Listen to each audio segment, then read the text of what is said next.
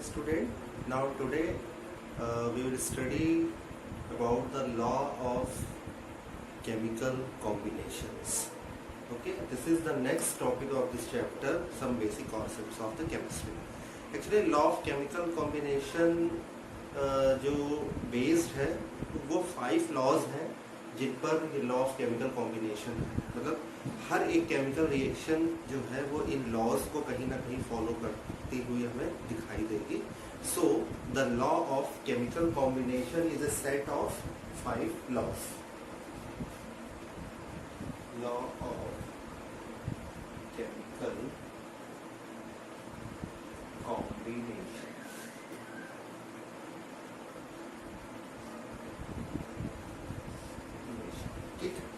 Now, the first law is law of conservation of mass. Second one is law of constant proportion by mass. Third, law of multiple proportion by mass. Fourth one is law of reciprocal proportion. यह law of reciprocal लिखा है। Fifth,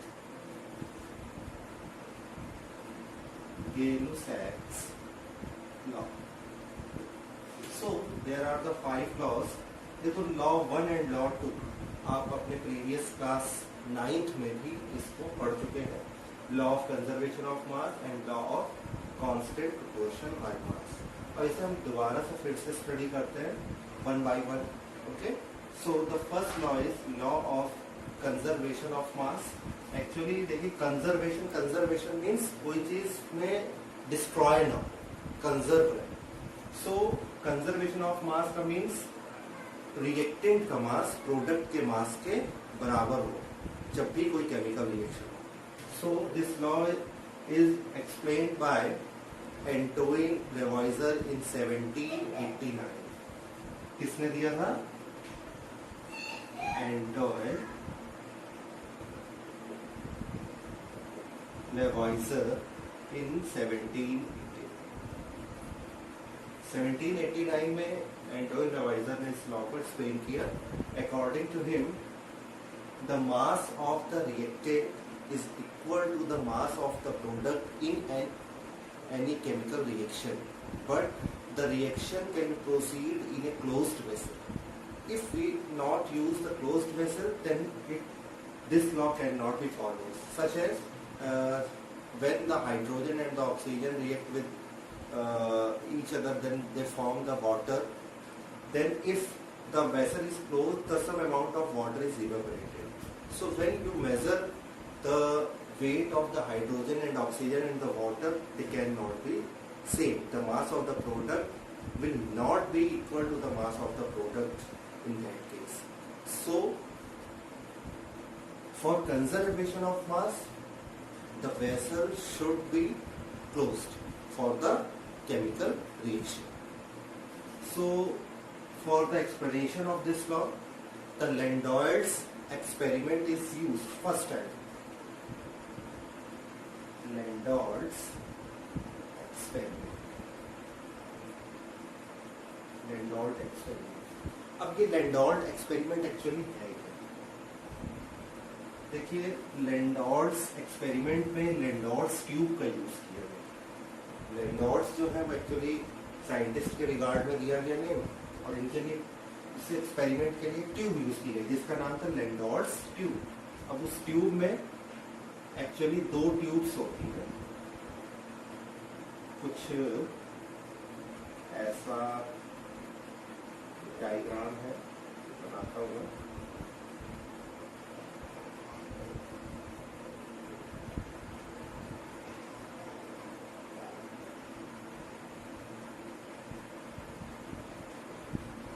कुछ इस तरह से दो tubes होती है जो आपस में कनेक्टेड होती है। एक तरफ लिया गया solution, aqueous solution of NaCl, और दूसरी तरफ उन्होंने सॉल्यूशन लिया सिल्वर नाइट्रेट एक्वस। ट्यूब में एक तरफ सोडियम क्लोराइड है, एक तरफ silver nitrate.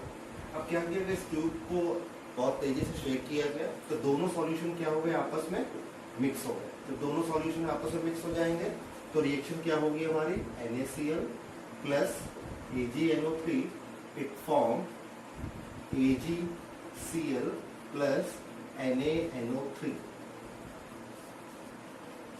Double displacement law, double displacement हम लोगों ने पढ़ा था क्लास 10th में। उसमें क्या था कि जब दो रिएक्टेंट रिएक्शन कर रहे हैं और दो या दो से ज्यादा प्रोडक्ट बनते हैं तो उसमें क्या होता है कि आयंस एक्सचेंज। अब आयन एक्सचेंज होंगे तो एक प्रेसिपिटेट बनेगा, क्योंकि this reaction is also a precipitation reaction. तो प्रेसिपिटेट किसका बनता है, जो मेटल कम रिएक्टिव होता है। तो अब Ag और Na में तो Ag जो है वो कम रिएक्टिव है, इसका मतलब है कि AgCl का प्रेसिपिटेट बनेगा जो कि व्हाइट कलर का होता है। तो जब ये रिएक्शन कराई गई लैंडोर्स ट्यूब में तो फॉर्मेशन होगा सिल्वर क्लोराइड का व्हाइट प्रेसिपिटेट बना।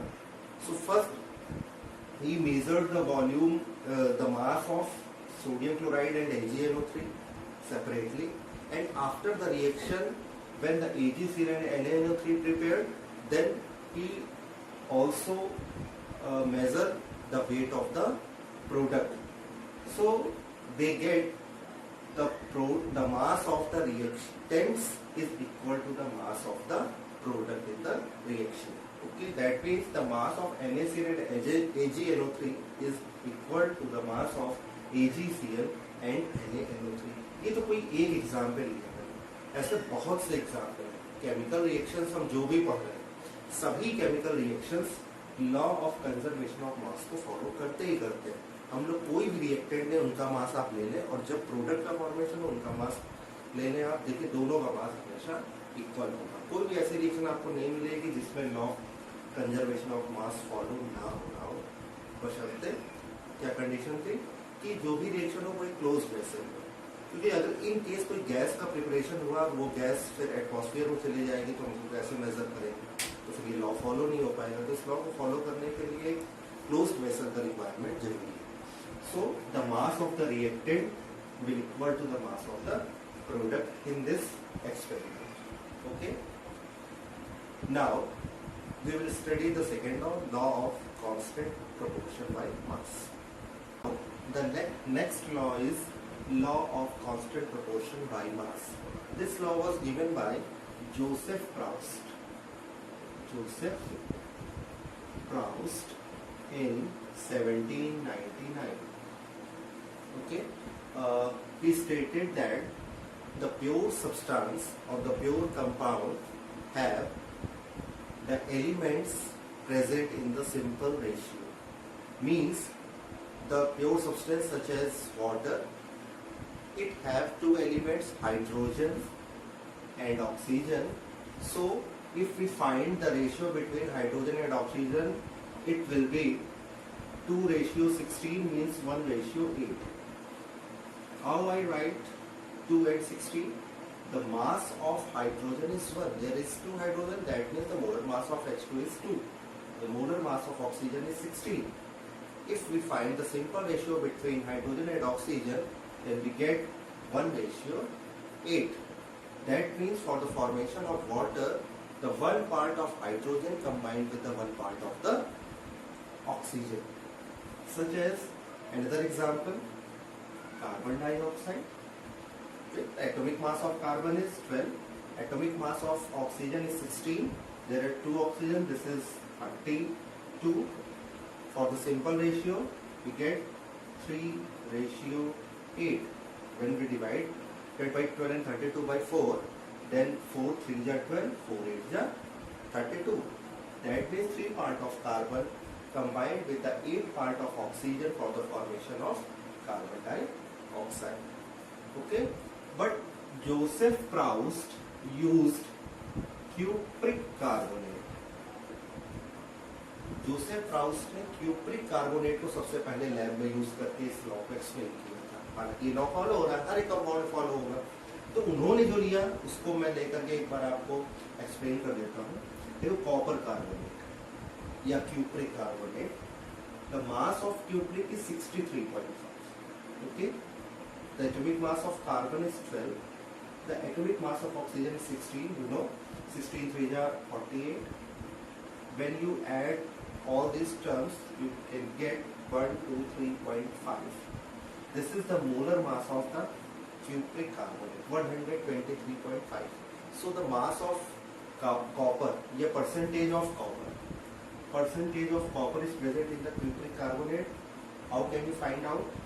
The mass of copper 63.5, total mass 123.5 multiplied by 100. Then you can get 51.4. 51.4% copper is present in cupric carbonate. For carbon, percentage of carbon, then you can write 12 upon 123.5 multiplied by 100. Then you will get 9.8%. And for the oxygen, 48 upon 123.5 into 100.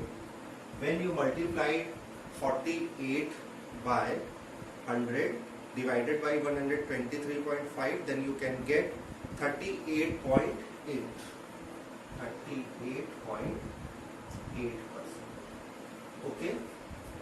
In cupric carbonate, the percentage of copper is 51.4, percentage of carbon is 9.8, percentage of oxygen is 38.8. अब cupric carbonate या तो naturally occurring हो या lab में prepared हो, सभी में copper carbonate का परसेंटेज यही है। तो यही कह रहा था जोसेफ प्राउस कि वाटर है, वाटर के सोर्सेस तो बहुत से, लैब में हाइड्रोजन ऑक्सीजन को मिलाना तो भी वाटर है। कुएं का पानी ले लीजिए, रिवर वाटर ले लीजिए, सी वाटर ले लीजिए, सब में H2O ही है और सभी में हाइड्रोजन ऑक्सीजन का रेशियो यही हो। कार्बन डाइऑक्साइड लैब में बनाई गई हो या हम लोग एक्सहेल करते हैं वो भी कार्बन डाइऑक्साइड, सभी में कार्बन ऑक्सीजन का रेशियो 3:8 ही होगा।